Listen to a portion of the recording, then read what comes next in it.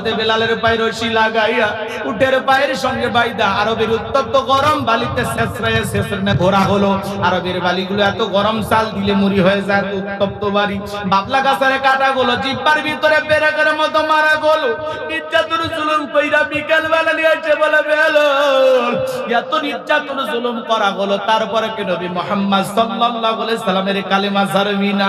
হযরতে বেলাল ডেকে বলে, আবু জাহল রে, মারতে মারতে যদি মেরেও ফেলে দাও, বিলালের নিঃশ্বাস থাকবে যতদিন, বেলাল ইসলামের পথে টিকে থাকবে ততদিন। আল্লাহু আকবার। এইবার আবু জাহল ডেকে বলে, হে যুবকের দল, বড় একটা পাথর নিয়ে এসে বেলালের বুকের উপরে চাপায়া দাও। বিশাল বড় একটা পাথর নিয়ে আইসা হযরতে বেলালের বুকের উপরে চাপায়া দেওয়া হলো। হৃদয়ের কান পেতে কথাগুলো শুনে যান। হযরতে বেলাল বুকের উপরে বিশাল বড় পাথর নিয়ে রক্তাক্ত জিহ্বাটা নাড়াইয়া আল্লাহর জিকিরি করতেছে আর ডেকে বলে, আল্লাহ, তুমি তো সেই আল্লাহ ইব্রাহিমের জন্য যদি নমরুদের আগুনকে ফুলের বাগান বানায় দিতে পারো, আল্লাহ তুমি কি পারো না আমি বেলালের বুকের পাথরটাকে তুলার মতো নরম বানায় দিতে? আমার বুকের উপরে পাথর থাকার কারণে তোমার মতো মালিকের জিকির করতে বড় কষ্ট হয়। ও আল্লাহ, তুমি কি পারো না আমি বেলালের বুকের পাথরটাকে তুলার মতো নরম বানায় দিতে? নবীর পাগল আল্লাহর পাগল বেলাল চোখের পানি ছেড়ে দিয়ে যখন আল্লাহর কাছে এই দোয়া করে, হযরতে বেলাল দোয়া করতে দেরি, আসমানের মালিক আল্লাহ দোয়া কবুল করতে দেরি করে না। বেলালের বুকের পাথরটাকে আমার আল্লাহ তুলার মতো নরম বানিয়ে দিয়েছে। জোরে কল সুবহানাল্লাহ। বেলাল নিঃশ্বাসের সাথে পাথর ওঠে আর নামে বলুন আল্লাহু আকবার। আশিক রাসূল বেলাল, নবীর পাগল বেলাল। বলতে গেলে লম্বা সময় লাগবে বাজান, আমার পরে মেহমান আছে। এই ঘটনাটা আরো আধা ঘন্টা সামনের দিকে নিয়ে যেতে পারলে আপনারা মজা পাইতেন, কিন্তু ওদিকে যাওয়ার সুযোগ আমার হবে না। যে কথা বলতে চাচ্ছিলাম, এ বাজান গো আমার, নবীজির মনটা কেন খারাপ এইদিকে শোনেন। এভাবে বেলালের উপর নির্যাতন জুলুম চলতেছে, সাহাবায়ে কিরামদের উপর নির্যাতন জুলুম। আর এদিক খেয়াল করেন, সন্তানগুলো একে একে বিদায় নাই। এই জন্য নবীজির মনটা ভীষণ খারাপ। আর নবীর যখন মন খারাপ, নবীকে সান্ত্বনা দেওয়ার দায়িত্ব কার? আর একটু জোরে কন। আমার আল্লাহ ডেকে বলে, জিবরাইল, আমার বন্ধুর মা নাই, বাবা আমি স্যার আমার বন্ধুর কেউ নাই রে জিবরাইল। আমার বন্ধুর মনটা হয়েছে ভারী, আমি আল্লাহ সইতে নাহি পারি। নবীর প্রিয় সাহাবী হযরতে আনাস রাদিয়াল্লাহু তাআলা আনহু বলেন, নবীজি কাবার হাতিমে হেলান দিয়া বসা, আমি তাকায় দেখি নবীজির মনটা ভীষণ খারাপ, মুখটা মলিন, চোখের কোণা দিয়ে অশ্রু ঝরতেছে। হযরতে আনাস ডেকে বলেন, কিছুটা সময় অতিবাহিত হয়ে যাওয়ার পরে আমি তাকায় দেখি আমার নবীজি মুস্কি মুস্কি হাসতেছেন। বলুন সুবহানাল্লাহ। হযরতে আনাস ডেকে বলেন, নবী গো, এই মাত্র দেখলাম মনটা খারাপ, মুখটা মলিন, চোখের কোণা দিয়ে অশ্রু ঝরতেছে, আবার কেনই বা মুস্কি মুস্কি হাসেন? আমার নবী কেন কাঁদেন, কেন হাসেন? এর পেছনে রহস্য আছে না নাই? নবীজির কান্না করার কারণ হলো নবীজির কলিজার টুকরা ছেলে সন্তানগুলো জন্ম নেয়, আর একে একে ছেলে সন্তানগুলো মারা যায়। আবুল কাসেম মারা যায়, আবু তাহেরা মারা যায়, ইব্রাহিম মারা যায়। বাবা হিসাবে নবীর মনেও কষ্ট লাগে কিনা? ছেলেগুলো জন্ম নেয় আর একে একে মারা যায়, এই জন্য নবীজির মনটা ভীষণ খারাপ। অন্যদিকে নবীজির কাছের চাচা নাম হলো আবু লাহাব, ডেকে বলে, ভাতিজা, তোমার বংশে বাতি জ্বালানো কেউ থাকলো না, তুমি একটা লেজ কাটা, তুমি একটা নির্বংশ, তুমি একটা হাত করে জোরে কন্যা উযুবিল্লাহ। আপনারাই বলুন বাজান, আল্লাহ না করুক আপনার আমার সন্তান যদি মারা যায়, কাছের আত্মীয় স্বজনদের উচিত বিপদের দিনে সান্ত্বনা দেওয়া। বাবা তুমি সবর করো, ধৈর্য ধারণ করো, জীবন মৃত্যুর মালিক আল্লাহ। আল্লাহ সন্তান দিয়েছে, আল্লাহ নিয়েছে, মন খারাপ করো না। আল্লাহ যদি চায় বছর না ঘুরতে আবারও তোমাদের ঘর আলোকিত করে সন্তান দিতে পারেন তিনি কে? তাহলে কাছের মানুষদের উচিত বিপদের দিনে সান্ত্বনা দেওয়া। কিন্তু নবীর চাচা আবু লাহাব এতটাই খারাপ, খারাপ, সান্ত্বনা দেওয়া তো দূরের কথা, ডেকে বলে ভাতিজা তুমি একটা লেজ কাটা, তুমি একটা নির্বংশ, তুমি একটা হাত করে জোরে কন্যা নাউজুবিল্লাহ। যদিও রাসূলের চারটি কন্যা সন্তান জীবিত ছিল, কিন্তু ছেলেগুলো জন্ম নেয় আর এক একে ছেলে সন্তানগুলো মারা যায়। ও সাতক্ষীরার মুসলমান ভাইয়েরা, এই পৃথিবীর জমিনে অসংখ্য নবী রাসূলদের আগমন ঘটেছে। আল্লাহ রাব্বুল আলামিন তাদেরকেও সন্তান দান করেছিলেন, কিন্তু তাদের সন্তানগুলো প্রাপ্ত বয়স পর্যন্ত, যৌবন পর্যন্ত পৃথিবীর জমিনে জীবিত ছিল। কিন্তু নবীজির একটা ছেলে সন্তানও কেন প্রাপ্ত বয়স পর্যন্ত, যৌবন পর্যন্ত পৃথিবীর জমিনে জীবিত থাকলো না? এর পিছনে কারণ আছে না? না, নবীজির ছেলে সন্তানগুলো শিশুকালে বিদায় নেওয়ার পিছনে কারণ আছে তিনটি। জোরে বলেন কয়টি? আর জোরে কি সেই তিনটি কারণ? নবীর উম্মত হিসেবে জানতে মনে চায় না আল্লাহ তাআলা কেন নবীজির একটা ছেলে সন্তানকেও পৃথিবীর জমিনে জীবিত রাখলেন না? সবাইকে আল্লাহ তাআলা কেন শিশুকালে উঠায় নিলেন? এর পেছনে যে তিনটি রহস্য আছে, তিনটি কারণ আছে। কারা কারা শুনতে চান দুই হাত তুলে আল্লাহকে দেখান। লিল্লাহি তাকবীর, একটা আওয়াজ দেন তো পুরুষের মতো, লিল্লাহি তাকবীর। আমার সোনা ভাইয়েরা, কি সেই তিনটি কারণ যদি আমি বলতে চাই, 3 নাম্বার আয়াতের আলোচনা করা লাগবে। আমি কি 1 নাম্বার আয়াত বাদ দিয়ে 3 নাম্বারে যাব, নাকি আস্তে আস্তে শুরু করা যাক? ধৈর্য আছে তো ইনশাআল্লাহ? সম্মানিত ভাইয়েরা আমার, গভীর মনোযোগ দিয়ে কথাগুলো শুনবেন। একে তো সন্তান হারানোর ব্যথা, আপন মানুষদের সমালোচনা, অন্যদিকে সাহাবায়ে কেরাম যারা ইসলাম ধর্ম গ্রহণ করে, কাফের বেঈমানরা তাদের উপর নির্যাতন ও জুলুমের স্টিম রোলার চালায়। হযরতে বেলাল তখনও কালেমা পড়ে মুসলমান হন নাই। নবীজি রাতের বেলায় দারুল আরকামে বসা, হযরতে বেলাল নবীজির দরবারে উপস্থিত হয়ে গেলেন। নবীজির চেহারার দিকে তাকাইয়া দেখে বলে, নবী গো, আপনার চাইতে সুন্দর মানুষ আমি জীবনে কোনোদিন দেখি নাই। বলুন সুবহানাল্লাহ। আপনার আমার নবী কতটা সুন্দর ছিলেন জানেন? নবীজির প্রিয় সাহাবী হযরতে জাবের রাদিয়াল্লাহু তাআলা আনহু বলেন, পূর্ণিমার রাত আমি রাসূলের বাড়িতে গিয়েছিলাম। সেদিন দেখেছিলাম চাঁদ উদয় হয়েছে দুইটা, একটা চাঁদ আসমানে আর একটা চাঁদ জমিনে। হযরতে জাবের বলেন, আমি একবার আকাশের পূর্ণিমার চাঁদের দিকে তাকাই, আর একবার নবীজির চেহারার দিকে তাকাই। ওই আকাশের পূর্ণিমার চাঁদের চাইতেও আমার নবীকে আমার কাছে বেশি সুন্দর মনে হয়। বলুন সুবহানাল্লাহ। আপনার আমার নবী কতটা সুন্দর ছিলেন জানেন? আম্মা জান আয়েশা ডেকে বলেন, মিশরের নারীরা ইউসুফ আলাইহিস সালামের চেহারার দিকে তাকাইয়া ফলকার থেকে আঙ্গুল কেটে ফেলে দিয়েছিল। ওরা যদি একবার আমার নবীর চেহারার দিকে তাকাইতো, শুধুমাত্র আঙ্গুল নয়, আঙ্গুল কাটতে কাটতে, হাত কাটতে কাটতে কখন যে নিজের কলিজা কেটে দোফা করে দিত, মুহূর্তের জন্য টের পাইতো না। আপনার আমার নবী এতটাই সুন্দর। বলুন সুবহানাল্লাহ। আম্মা জান আয়েশা ডেকে বলেন, দুনিয়ার মানুষ, তোমাদের একটা সূর্য আছে, আমি আয়েশার একটা সূর্য আছে। তোমাদের সূর্য উদয় হয় দিনের বেলায়, আর আমি আয়েশার সূর্য উদয় হয় রাতের বেলায়। আম্মা জান আয়েশা একদিন রাতের বেলায় সেলাইয়ের কাজ করতেছিলেন। হঠাৎ করে হাত থেকে সুইটা পড়ে গেল। বাতিতে কোনো তেল ছিল না, বাতি জ্বালাইতে পারলেন না, অপেক্ষায় বসে থাকলেন। নবী যখন এশার সালাত আদায় করার পরে সর্বপ্রথম ঘরের ভিতরে প্রবেশ করে নবীজি আম্মা জান আয়েশাকে সালাম দিলেন। নবী ঘরে ঢুকে স্ত্রীকে কি দিলেন? তো জোরে বলেন। আপনি আমি যখন বাড়িতে প্রবেশ করি, বলেন তো নবীর উম্মত হিসেবে এই আমল আপনার আমার ঘরেও চালু থাকার দরকার আছে না নাই? বাড়িতে যাই স্ত্রীকে সালাম দিবেন, আসসালামু আলাইকুম রহিমা, কেমন আছো সোনা?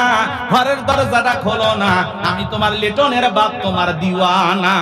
বউ খুশি হয়ে দরজা খুলে দিবে। কথা বলেন ঠিক কি না? কিন্তু আপনার আমার ব্যবহার এত মিষ্টি না। ঘরে দরজা চিৎকারে মারে ডাক দেয়, এ রুবেলের মা, এ দরজা খোল, বেশি দেরি হলে দরজা ভাঙে ফেলে দিয়া তোর পিঠের উপর কি যে হবি রে। ভিতর থেকে বউ বলে একটা স্বামী না, সেখানে আজরাইল আছে না? না, সব রাগ বাড়ির দুয়ারে যা ডাক। এরকম লোক আছে না নাই ভাই? আচ্ছা, সাতক্ষীরের মানুষকে আমার কথা বোঝে? আমার কথা কি, ভাষা কি বুঝতে কষ্ট হচ্ছে? বিরক্ত হচ্ছেন না তো? তাকবীর দেন, লিল্লাহি তাকবীর। স্ত্রীকে সালাম দিবেন। সালাম আছে যেখানে শান্তি আছে, বড় বড় ঝামেলা একটা সালামের মাধ্যমে সমাধান হয় না? এলাকায় গন্ডগোল হলে মুরব্বি ধরে বিচার সালিশ করে সালাম দে, কথা কন না কেন? একটা সালাম দিয়ে অনেক বড় ঝামেলা মিটে যায়। সূরা তাওবার এদিক খেয়াল করেন, সূরা নূরের ভিতরে আল্লাহ পাক জানিয়ে দিয়েছেন, এক মুমিন আর এক মুমিনের গৃহে প্রবেশ করতে হলে, কারো বাড়িতে যদি প্রবেশ করতে চান, সালাম দিয়া অনুমতি নিয়ে প্রবেশ করতে হবে। কথা বলে ঠিক কিনা? তাহলে সালাম দিয়া অনুমতি নিয়ে ঢোকা লাগবে। আর আপনি সালাম না দিয়ে বাসা বাসা কয়ে বাড়ির মধ্যে ঢুকে যান, বাসার বইয়ের অন্য ঠিক নাই, ওর মা কি করতেছে, ওর বোন কি করতেছে, এক নজরে সিসি ক্যামেরা সব দেখা শেষ। আছে না না? কারো বাড়িতে ঢুকতে হলে সালাম দিয়া অনুমতি নিয়ে ঢোকা লাগবে। কথা কন। খালি নিজের বাড়িতে সালাম দিবেন, অন্যের বাড়িতে গেলে সালাম দেওয়ার দরকার নাই। মনে জানো থাকে, খালি ওয়াজ শুনলেন না, আমল করবেন। তাহলে সালাম আছে যেখানে শান্তি আছে। স্ত্রীকে সালাম দিবেন। লোকজন যদি আশেপাশে না থাকে, বইয়ের হাত ধরে মুসাফা করবেন। এই যুবক কার হাত? এরা কথা বলে না, এরা এতিম নাকি? এই যুবকে তোমাদের বউ নাই? কথা কয় না। বউ আছে নাকি এতিম তোমরা? বউ আছে। তাহলে আমি কি বলতেছি, কার হাত ধরে মুসাফা করবা? বইয়ের হাত। পাশের বাড়ি ভাবির হাত না ধরলে ঝাঁটা দিয়ে পিটাবে। বইয়ের হাত ধরে মুসাফা করবেন। একেবারে যদি ময়দান ফাঁকা থাকে, কোলাকুলি সেরে নেবেন। কথা কয়। আচ্ছা, স্ত্রীর সাথে কোলাকুলি করা কি হারাম নাকি? তাই বলে বাচ্চা কাচ্চা সামনে চাপে ধরেন না। হ্যাঁ, সন্তান যখন শিশু থাকবে, ছোট থাকবে, কিচ্ছু বোঝে না, কথা বলা শিখিনি, ওই সময় সন্তানের সামনে বউকে আদর করা জায়েজ আছে। কিন্তু সন্তান যখন কথা বলা শিখবে, কিচ্ছু বুঝুক আর না বুঝুক, বাহিরে যায় যদি আপনার এই কোনো কিছু দেখে ফেলে দেয়, ও বাহিরে যা বলে দিবে, আব্বা তাই মাছ চেপে ধরছে। অতএব লজ্জায় পড়ে যাবেন। সন্তানের সামনে সাবধান। বাড়ি এদিকে খেয়াল করেন, কেউ না থাকলে কোলাকুলি। কথা কয় না। পাড়া প্রতিবেশী সব তাকে আছে, সবার সামনে কোলাকুলি। এখন তো বিয়ে মানে ফ্যাশন, নাটক, ভিডিও শুটিং। কথা কয় না। ক্যামেরা ভাড়া করে ছেলে কেমনে গোসল করে, মেয়ে কেমনে গোসল করে, হলুদ কেমনে মাখা। তারপরে বিয়ে বাড়ির লোকজন কেমনে খাইতেছে, কেমনে রান্না হইতেছে, সব ভিডিও ধারণ। এমনকি বাসর ঘরে কেমনে ফুল দিচ্ছে, কেমনে মালা বদল, কেমনে মিষ্টি খাচ্ছে, মেয়েরে কেমনে জড়ায় ধরতেছে, আর নিচে নামলাম না। এরকম আছে না নাই? হ্যাঁ, আজকাল বিয়েও ভাইরাল হয়। আমাদের প্রিয় ভাই সাদিক কায়েম বিয়ে করছে, শোনেন না? ঢাকা বিশ্ববিদ্যালয়ের কি ভিপি বিয়ে করেন নাই? ভাইরাল হয়ে গেছে বিয়ে।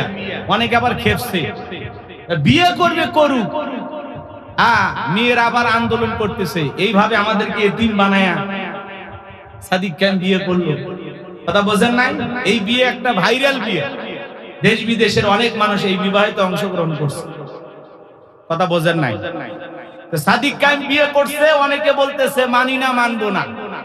এইভাবে আমাদেরকে ফাঁকি দিয়ে সাদিক কায়েম বিয়ে করলো। বুঝেন নাই? গতকালকে বিয়ে করছে, আজকে অফিস শুরু করছে।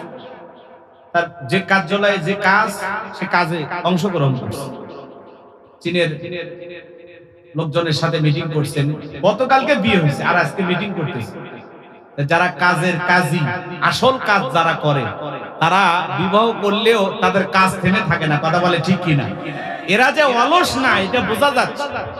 গতকালকে বিয়ে করছে, হাতের মেহেদির রঙই উঠি, আর চীনের লোকজনের সাথে এসে মিটিং করতেছে। ভাই কি হয়েছে? তোমাদেরও বিয়ে হবে। সাদিক কায়েম বিয়ে করছে, তোমাদেরও হবে, দোয়া করুন। পোলাপান আবার বলতেছে, কি চাচা খেবেন না, বসেন, কথা হবে। রাগ করতেছেন নাকি আপনারা? হ্যাঁ, আমরা দোয়া করি আল্লাহ যেন এই নব দাম্পত্যের জীবনে স্বামী স্ত্রীর ভিতরে আদম হাওয়ার মতো ভালোবাসা আল্লাহ দান করেন। একটু জোরে বলেন না আমিন। যে দোয়া করি যুবকেরা যারা অবিবাহিত আছে, আল্লাহ যাতে তাদের বিবাহের ব্যবস্থা করে দেন। জোরে বলেন আমিন। একটু অপেক্ষা করেন, বাজান সামনের দিকে যায়। যুবক যারা আছো, মন খারাপ করো না, তোমাদের জন্য আলোচনা হবে। যুবকদের জন্য কিছু স্পেশাল আলোচনা মাথার মেমোরিতে সেভ করা আছে, সময় মতো ডাউনলোড দিয়ে শোনায় দেব ইনশাআল্লাহ। মা বোন আছে না নাই? মা বোনদের জন্য আলোচনা করা লাগবে, না হলে মা বোনেরা মন খারাপ করবে। সাতক্ষীরার মা বোনের একটু অপেক্ষা করেন, আমি সামনের দিকে যাই। যে কথা বলতে চাচ্ছিলাম, তাহলে বাড়িতে যাই স্ত্রীকে সালাম দিবেন, পারবেন তো ইনশাআল্লাহ?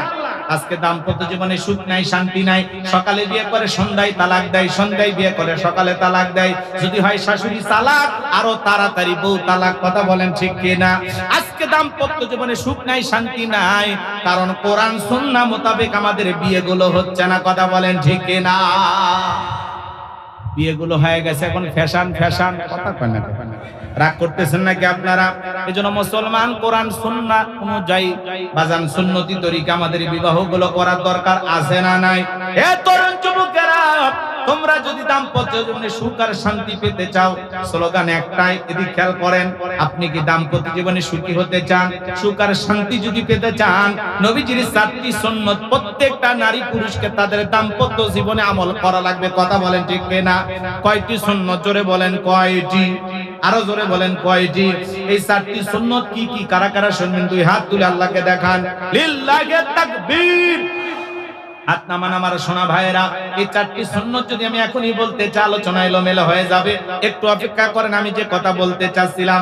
হঠাৎ করে যদি বউকে সালাম দিলাম, এদিকে খেয়াল করেন, হঠাৎ করে বউকে সালাম দিলে বউ আবার মনে করতে পারে কারে সালাম দিলাম। তখন বলবেন বিবিরে তোরে সালাম দিলাম। তখন বলতে পারে আজকে আবার কোন হুজুরের মুরিদে বাড়িতে ঢুকলা, সেদিনই তো মুখের কাছে কলা চুরি করলা। কথা বোঝেন নাই? বউ কিন্তু বোঝে স্বামীর ভাব ভাব হাবসাব সব বুঝে, কিন্তু এজন্য বুঝে শুনে কাজ করা লাগবে। বাজান গো আমার, 2-4 দিন সালাম দিতে দিতে অভ্যাসে পরিণত হবে। তাহলে স্ত্রীকে সালাম দেব তো ইনশাআল্লাহ। আল্লাহ কবুল করেন, জোরে বলেন আমিন। আমি যে কথা বলতে চাচ্ছিলাম, আম্মা জান আয়েশা ডেকে বলেন, নবীজি যখন সালাম দিয়ে প্রবেশ করলেন, নবীজির চেহারার আলোতে সুইটা কই পড়ে আছে আমি পরিষ্কার দেখতে পেয়েছি। বলুন সুবহানাল্লাহ। পাইলে নিরালাই গো নবী, পাইলে নিরালাই, পাইলে নিরালাই গো নবী, পাইলে নিরালাই। 2 কদমে চুমু খাবো, 2 কদমে চুমু খাবো, চরণ ধুলি মাগবো গায়। পাইলে নিরালাই গো নবী, পাইলে নিরালাই। জোরে কোন মারহাবা। আমার ভাইয়ের, আমি যে কথা বলতে চাচ্ছিলাম লম্বা হয়ে যাবে বাজান।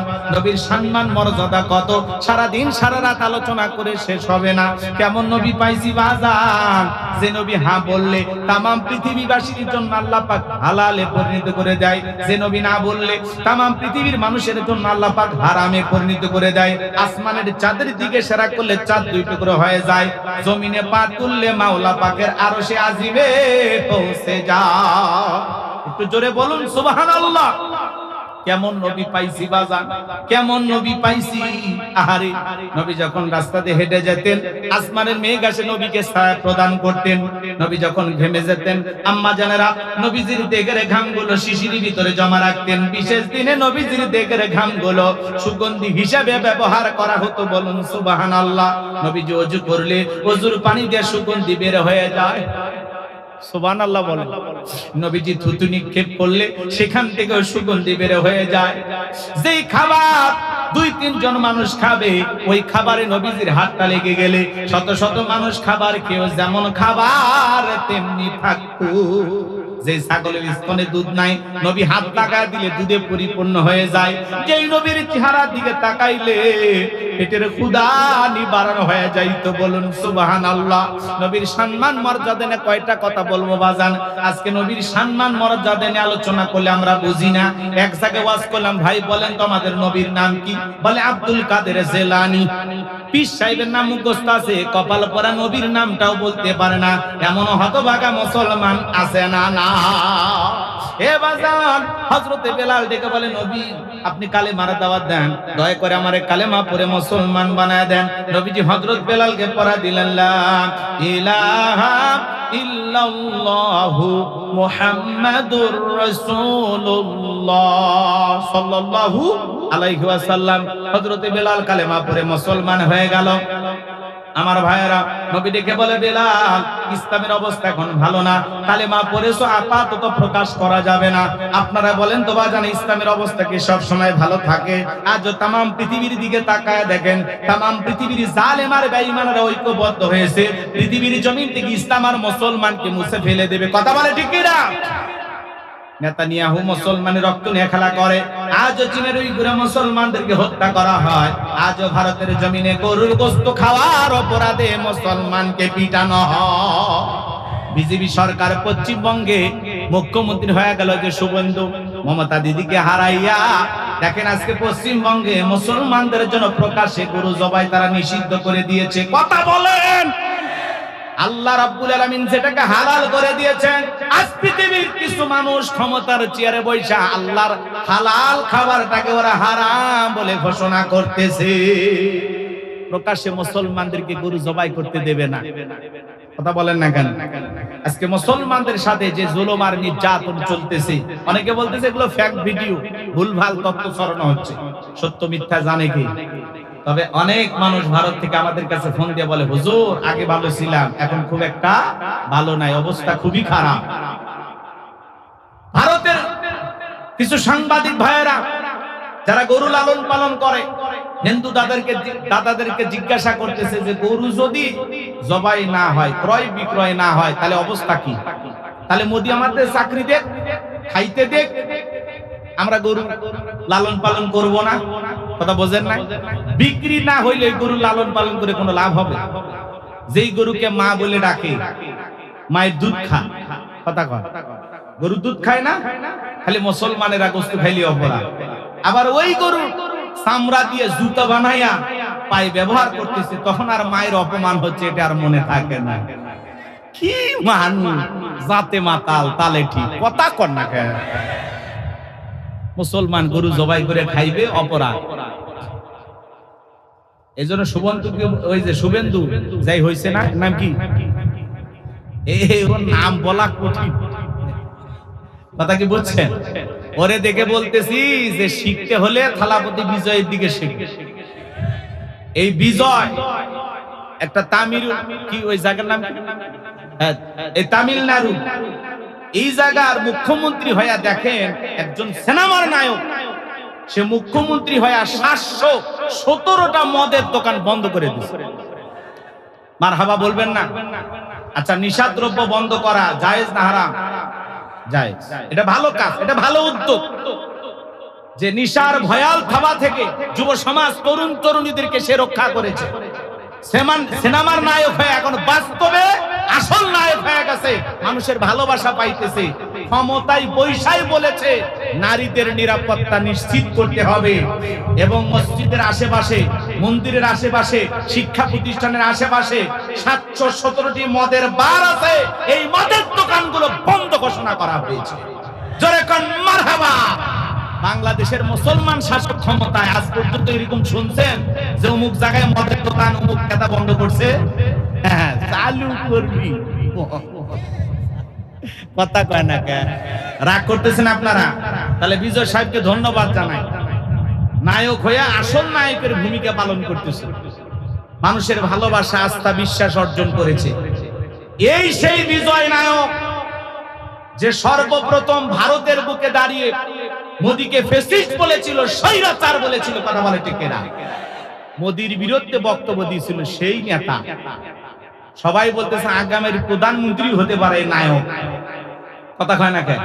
হ্যাঁ, এই জন্য অনেক ভাবে তাকে থামানোর চেষ্টা করেছে, থামাইতে পারে না। একজন মুসলিম নারী, তাদের মুসলিম লীগ দলের 3 জন এমপি এই বিজয়কে সমর্থন দিয়া 120 জন পার হয়ে গেছে। পরিশেষে সে মুখ্যমন্ত্রী হয়, শপথও নিছে নায়কের স্টাইলে, কথা কন ঠিক কিনা? তা আমরা দোয়া করি, সে হতে পারে অমুসলিম, হতে পারে খ্রিস্টান, হতে পারে হিন্দু, কিন্তু আমরা তার জন্য দোয়া করি, কারণ তিনি বলেছেন আমি যতদিন ক্ষমতায় থাকব কোন মুসলমানের উপরে একদিনের জন্য কাউকে নির্যাতন করতে দেব না। এদেশের সকল মানুষ নিরাপদে তার অধিকার নিয়ে বসবাস করবে, সেটা যেই ধর্মেরই হোক, বাপের বেটা, কথা কন। আরে শুভেন্দু দাদা করছে এটা হিন্দু রাষ্ট্র, এখানে হিন্দুদের রাজত্ব চলবে। চালাও তোমরা, গরু খাইলাম না 2 বছর পরে টের ভাইবা, কথা কন ঠিক কিনা? আমার ভাইয়েরা, এই দাদাদের হুঁশ জ্ঞান পরে ফিরবে। বাজান সামনের দিকে যায়, যে কথা বলতে চাচ্ছিলাম, বন্ধুগণ আমার গভীর মনোযোগ দিয়ে কথাগুলো শোনেন। এই জন্য তাম পৃথিবীর জালিম আর বেঈমানেরা ঐক্যবদ্ধ হয়েছে, পৃথিবীর জমিন থেকে ইসলাম আর মুসলমানকে মুছে ফেলে দেবে, কিন্তু ওরা তো জানে না ইসলামের সুইচ আছে কার হাতে। আরেকটু জোরে কোন। আমার আল্লাহ বলেন ইউরিদুনা লিতুফিউ নূরাল্লাহি বিআফওয়াহিহিম ওয়াল্লাহু মুতিম্মু নূরিহি ওয়ালাউ কারিহাল কাফিরুন। আর একটু জোরে বলুন আল্লাহু আকবার।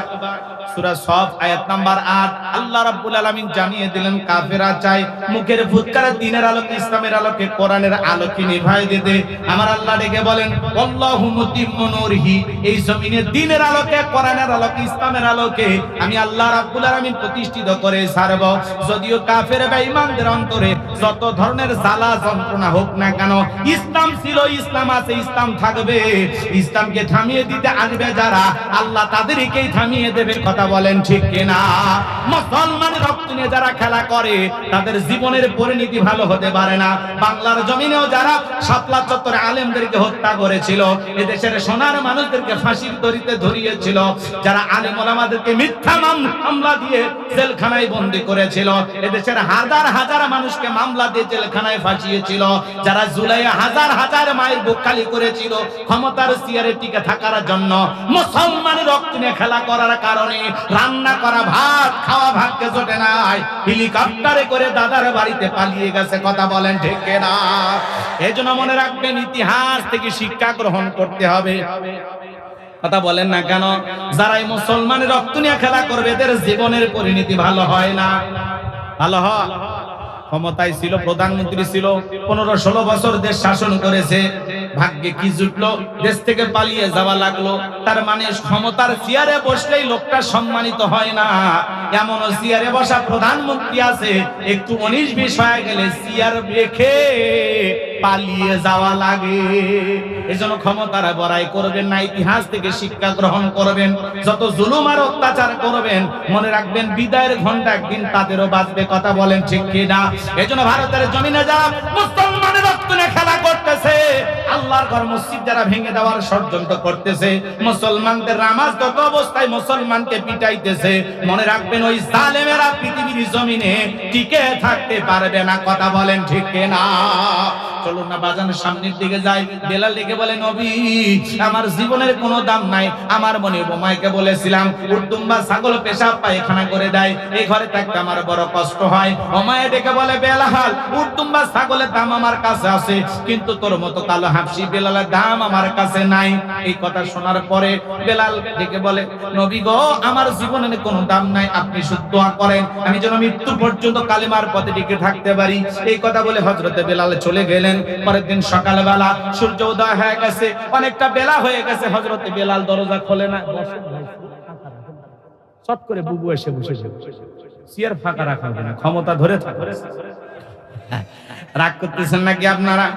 বক্তার আশেপাশে চেয়ার ফাঁকা থাকলে ভাল লাগে? মানুষ মনে করে হুজুর মানে ফাঁকা মাঠে গোল দিচ্ছে। কথা কন না কেন? রাগ করতেছেন নাকি আপনারা? এখানে যে হাজার হাজার মানুষ বসে আছে তার মধ্যে 2-1 এই চেয়ারটা ধরে রাখে, ঠিক আছে? হ্যাঁ, ক্ষমতা দেওয়া হলো আপনার। জি, রাগ করতেছেন? চলেন না সামনের দিকে যাই বাজান। পরের দিন সকালবেলা সূর্য উদয় হয়ে গেছে, অনেকটা বেলা হয়ে গেছে। হযরতে বেলাল দরজা খোলে না। অন্য চাকর বাকর যারা আছে নালিশ নিয়ে চলে গেছে ওমায়ের কাছে। যা বলে নেতা এখন পর্যন্ত বেলাল দরজা খোলে নাই, তাই নাকি? বলে হ্যাঁ ঠিক আছে চলো যাই। ডাকতে দরজায় বেলাল দরজা খোল। হযরতে বেলাল দরজা খোলে না। এ বাজান এইবার জোরে করে ধাক্কা মারছে, যখন দরজা খুইলা গেছে তখন এইবার ওমায় তাকায়া দেখে যেই রাত্রিতে বেলাল কালেমা পড়ে মুসলমান হয়েছে ওই রাত্রিতে একটা উত্তম্বা ছাগলের কাছে কোনো পেশাব পায়খানা নাই। জোরে কোন মারহাবা। এইবার ওমায় ডেকে বলে চাকরের দল বেলালের বিরুদ্ধে মিথ্যা অভিযোগ দাও। তোমরা যখন ঘুমাচ্ছিলে বেলাল তখন ময়লা আবর্জনা পরিষ্কার করেছে, তাকায় দেখো না একটা উত্তম্বা ছাগলের কাছে কোনো পেশাব পায়খানা নাই, যাও নিজেদের কাজ করো। এই কথা বলে ওদেরকে তাড়িয়ে দিয়ে এক পা দুপা করে বেলালের কাছে চলে গেলেন। হযরতে বেলাল দেয়ালে পিঠটা লাগাইয়া জিহ্বা নাড়ায় জিকির করতেছে কার?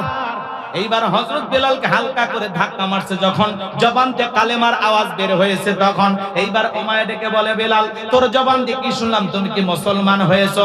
হযরতে বেলাল ডেকে বলে মুসলমান হয় যারা মিথ্যা কথা বলতে পারে না তারা। ওয়াকুলু কওলান সাদীদা।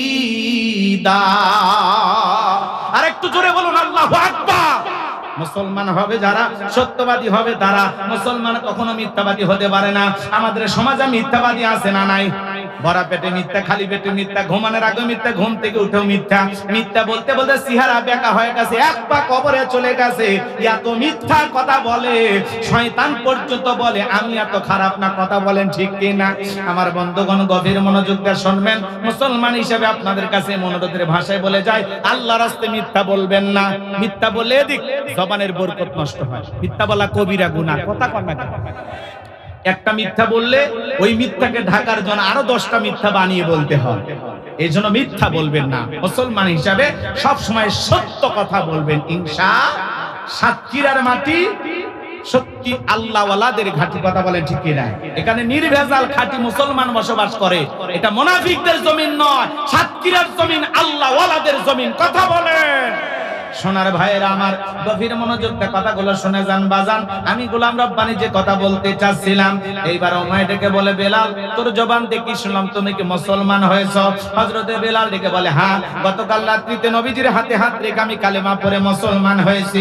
ওমায় ডেকে বলে, বেলাল তুমি যদি চাও উট দুম্বা ছাগলের মালিক তোমাকে বানায়া দেব, থাকার জন্য ভালো ঘরের ব্যবস্থা করে দেব।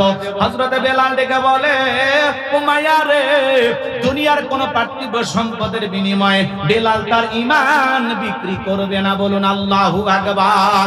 এই কথা শোনার পরে ওমায় ডেকে বলে, বেলাল আমার কথা না শুনলে বড় নেতা আবু জেহেলকে খবর দেব।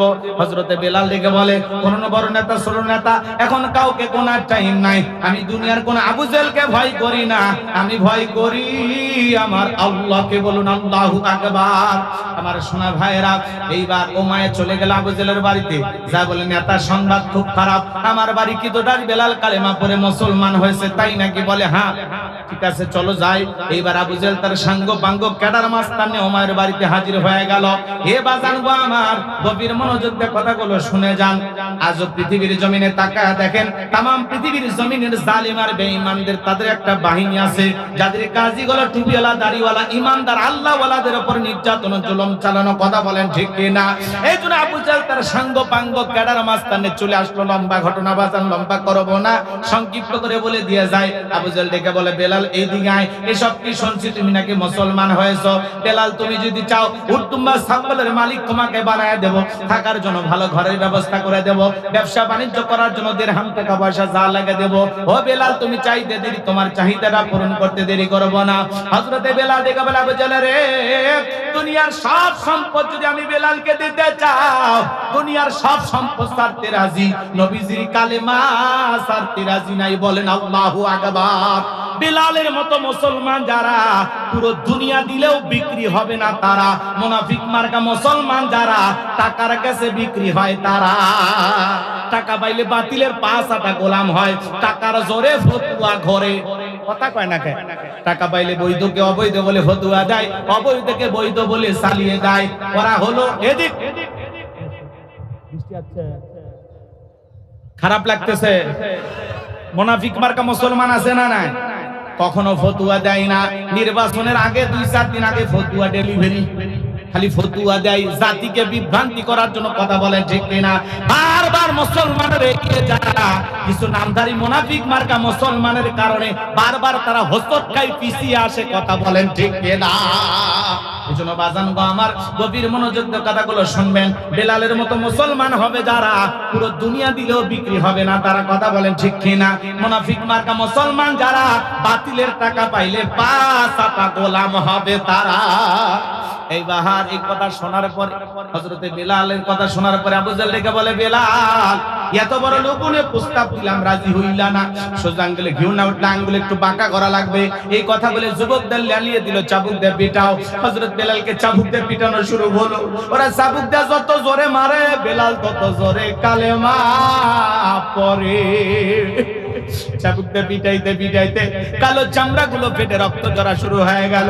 আবু জেহেল ডেকে বলে, বেলাল চাবুক দিয়ে পিটাইতে পিটাইতে কালো চামড়া গুলো ফেটে রক্ত ঝরতেছে, তার উপরে কি নবী মুহাম্মদ সাল্লাল্লাহু আলাইহি সাল্লামের কালিমা ছাড়বি না? হযরতে বেলাল ডেকে বলে, আবু জেহেল রে, মারতে মারতে যদি বেরাও ফেলে দাও, জীবনটা দিতে রাজি, নবীজির কালেমা ছাড়তে রাজি নাই। বলেন আল্লাহু আকবার। এইবার আবু জেহেল ডেকে বলে, এ যুবকের দল, বেলালের পায়ে রশি লাগাও, উটের পায়ের সঙ্গে বাঁধো, তাই করা হলো। হযরতে বেলালের পায়ে রশি লাগাইয়া উটের পায়ের সঙ্গে বাইদা আরবের উত্তপ্ত গরম বালিতে ছেঁচড়ে ঘোরা হলো। আরবের বালিগুলো এত গরম, চাল দিলে মুড়ি হয়ে যায়, উত্তপ্ত বাড়ি। বাবলা গাছের কাঁটাগুলো জিহ্বার ভিতরে পেরেকের মতো মারা গেল। নির্যাতন জুলুম কইরা বিকেল বেলা নিয়ে এসে বলে, বেলাল এত নির্যাতন জুলুম করা হলো, তারপরে কি নবী মুহাম্মদ সাল্লাল্লাহু আলাইহি সাল্লামের কালিমা ঝাড়বি না? হযরতে বেলাল ডেকে বলে, আবু জাহল রে, মারতে মারতে যদি মেরেও ফেলে দাও, বিলালের নিঃশ্বাস থাকবে যতদিন, বেলাল ইসলামের পথে টিকে থাকবে ততদিন। আল্লাহু আকবার। এইবার আবু জাহল ডেকে বলে, হে যুবকের দল, বড় একটা পাথর নিয়ে এসে বেলালের বুকের উপরে চাপায়া দাও। বিশাল বড় একটা পাথর নিয়ে আইসা হযরতে বেলালের বুকের উপরে চাপায়া দাও হলো। আবু জাহল মনে করলো পাথরের চাপার আঘাতে বেলাল মারা যাবে। এই কথা ভেবে আবু জেহেল চলে গেল, হাত বাঁধা পা বাঁধা, বুকের উপরে বিশাল বড় পাথর, রক্তাক্ত জিহ্বাটা নাড়াইয়া বেলাল তো জিকিরি করতেছে। এ বাজান, আপনাকে আমাকে জিকিরি করার জন্য কেউ মারে না, পেটে না, ধমক দেয় না, তবু আমরা কপাল পর আল্লাহর জিকিরি করি না। হাদিস শরীফের ভিতরে আসছে, যার জিহ্বাটা আল্লাহর জিকিরে তরু তাজা থাকে, আল্লাহর জিকিরে ভিজা থাকে, ওই জিহ্বাওয়ালা মানুষ কোনদিন জাহান্নামের আগুনে জ্বলবে না। বলুন সুবহানাল্লাহ। ফাযকুরুনি আযকুরুকুম ওয়াশকুরুলি ওয়ালা তাকফুরুন। আল্লাহ দেখে বলেন, বান্দা তোমরা আমারে স্মরণ করো, আমি আল্লাহ তোমাদেরকে স্মরণ করব। কৃতজ্ঞতা প্রকাশ করো, অকৃতজ্ঞ হয়ো না।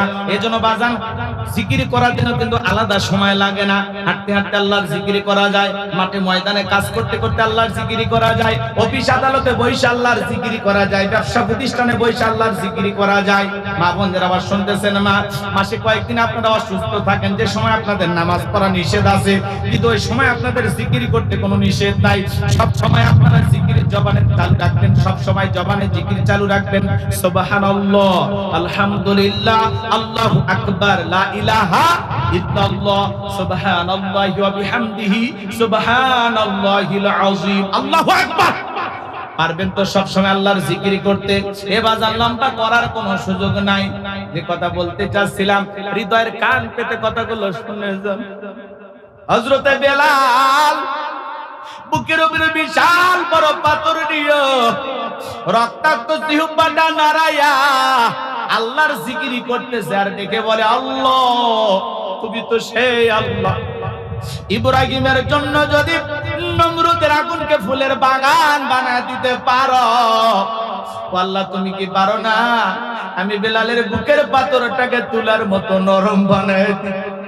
আমার বুকের উপরে পাথর থাকার কারণে তোমার মতো মালিকের জিকির করতে বড় কষ্ট হয়। ও আল্লাহ তুমি কি পারো না আমি বেলালের বুকের পাথরটাকে তুলার মতো নরম বানাই দিই? নবীর পাগল আল্লাহর পাগল বেলাল চোখের পানি ছেড়ে দিয়ে যখন আল্লাহর কাছে এই দোয়া করে, হযরতে বেলাল দোয়া করতে দেরি, আসমানের মালিক আল্লাহ দোয়া কবুল করতে দেরি করে না। বেলালের বুকের পাথরটাকে আমার আল্লাহ তুলার মতো নরম বানিয়ে দিয়েছে। জোরে কল সুবহানাল্লাহ। বেলাল নিঃশ্বাসের সাথে পাথর ওঠে আর নামে বলুন আল্লাহু আকবার। আশিক রাসূল বেলাল, নবীর পাগল বেলাল। বলতে গেলে লম্বা সময় লাগবে বাজান, আমার পরে মেহমান আছে। এই ঘটনাটা আরো আধা ঘন্টা সামনের দিকে নিয়ে যেতে পারলে আপনারা মজা পাইতেন, কিন্তু ওদিকে যাওয়ার সুযোগ আমার হবে না। যে কথা বলতে চাচ্ছিলাম, এ বাজান গো আমার, নবীজির মনটা কেন খারাপ এইদিকে শোনেন। এইভাবে বেলালের উপর নির্যাতন জুলুম চলতেছে, সাহাবায়ে কিরামদের উপর নির্যাতন জুলুম, আর এদিক খেয়াল করেন সন্তানগুলো একে একে বিদায় নাই। এই জন্য নবীজির মনটা ভীষণ খারাপ। আর নবীর যখন মন খারাপ, নবীকে সান্ত্বনা দেওয়ার দায়িত্ব কার? আর একটু জোরে কোন। আমার আল্লাহ ডেকে বলে, জিবরাইল আমার বন্ধুর মা নাই, বাবা আমি স্যার আমার বন্ধুর কেউ নাই রে জিবরাইল। আমার বন্ধুর মনটা হয়েছে ভারী, আমি আল্লাহ সইতে নাহি পারি। লাহু মাহফুজ থেকে সূরা কাউসার নিয়ে যায় আমার বন্ধুর উপরে নাজিল কর তাড়াতাড়ি, বলুন আল্লাহু আকবার। আমার ভাইয়েরা, নবী তখন ডেকে বলেন, ও আনাস, আমার মনটা কেন খারাপ তোমরা জানো কি? তোমার মুস্কি হাসি দেওয়ার কারণ হলো এই মাত্র আসমান থেকে জিবরাইল এসে আমার উপরে সূরা কাউসার নাজিল করলো। নবী তখন মুস্কি মুস্কি হাসলেন আর সাহাবায়ে কিরামদের তেলাওয়াত করে শুনিয়ে দিলেন। জবান ছেড়ে সবাই আরেকবার পড়ুন, ইন্না আ'তাইনাকাল কাউসার ফাসাল্লি লিরাব্বিকা ওয়ানহার ইন্না শানিআকা হুয়াল আবতার। আল্লাহু আকবার। আমার আল্লাহ রাব্বুল আলামিন জানিয়ে দিলেন, ইন্না আ'তাইনাকাল কাউসার, অবশ্যই আমি আল্লাহ পাক আপনাকে হাউজে কাউসার দান করেছি। এই পৃথিবীর অন্য কোন নবী রাসূলকে আল্লাহ রাব্বুল আলামিন হাউজে কাউসার গিফট করেন নাই। আপনার আমার নবীকে আল্লাহ রাব্বুল আলামিন স্পেশাল ভাবে হাউজে কাউসার দান করেছেন। বলুন সুবহানাল্লাহ। আমার আল্লাহ জানিয়ে দিলেন, ইন্না আ'তাইনাকাল কাউসার, নিশ্চয়ই আমি আল্লাহ পাক আপনাকে হাউজে কাউসার দান করেছি। এই হাউজে কাউসারের পানি দুধের মতো সাদা, মধুর চাইতে মিষ্টি, পানির মতো ক্লিয়ার। ওই কঠিন কিয়ামতের ময়দানে যেদিন বিচার দিবস কায়েম হয়ে যাবে, বিচার দিবসের একদিন হবে 50,000 বছরের সমান। যেদিন সূর্য চহাত মাথার উপরে চলে আসবে, সূর্যের তাপে মানুষের মাথার মগজগুলো টকবক করে গলবে। যেদিন বেঈমানদের জিহ্বা নাভি পর্যন্ত ঝুলে আসবে। যেদিন পাহাড় পর্বত নদী নালা খাল বিল বিল্ডিং আমার কোনো কিছু থাকবে না। কুল্লু মান আলাইহা ফান, এই পৃথিবীর জমিনে সবকিছু আল্লাহ তাআলা ধ্বংস করে দিবেন। ওই কঠিন কিয়ামতের ময়দানে যেদিন এক ভাই আরেক ভাইকে দেখে দৌড় মারবে, ইয়াউমা ইয়াফিরুল মারউ মিন আখি ওয়া উম্মিহি ওয়া আবি ওয়া সাহিবাতিহি ওয়া বানি। আমার আল্লাহ বলেন, সেদিন ভাই ভাইকে দেখে পালিয়ে যাবে, মাতা পিতা সন্তানকে দেখে পালিয়ে যাবে, পরিচয় দেবে না। স্ত্রী স্বামীকে দেখে পালিয়ে যাবে। ওই কঠিন কিয়ামতের ময়দানে আল্লাহর আরশের ছায়া ছাড়া আর কোনো ছায়া থাকবে না। ওই ছায়ার ভিতরে আল্লাহ রাব্বুল আলামিন 7 শ্রেণীর মানুষকে ছায়া দান করবেন। এটা হলো কিয়ামতের ময়দানে আল্লাহ তৈরি করা ভিআইপি গ্যালারি। সেখান থেকে আল্লাহর বান্দারা কিয়ামতের ফাইনাল কাল উপভোগ করবে। ওই কঠিন কিয়ামতের ময়দানে, ওই ময়দানে মানুষ পানি পানি বলে চিৎকার মারবে, আর দলে দলে মানুষ বিশ্ব নবীর দিকে রওনা করবেন। নবীজি হাউজে কাউসারের পেয়ালা নিয়ে দাঁড়িয়ে থাকবেন। আল্লাহু আকবার বলেন, আর একটু জোরে বলেন। আমার ভাইয়েরা, কিছু মানুষের চোখের সামনে আল্লাহ রাব্বুল আলামিন পর্দার আবরণ তৈরি করে দিবেন। নবী তখন ডেকে বলবেন, আল্লাহ, সংখ্যায় আমি আমার অনেক উম্মতকে দেখতে পাইলাম, কেন জানি সংখ্যাটা কমে গেল, আমি বুঝতে পারলাম না। আমার আল্লাহ তখন ডেকে বলবে, বন্ধু, পাইকারে ধরে আপনি সবাইকে হাউজে কাউসারের পানি পান করাইতে পারবেন না। দুনিয়ার জীবনে 2টি অপরাধ করেছিল যারা, আজকে কিয়ামতের ময়দানে আপনার হাতে হাউজে কাউসারের পানি পাবে না তারা। আল্লাহু আকবার। কি হয়েছে ভাই? এ ভাই, হালকা তো, হালকা বৃষ্টি না?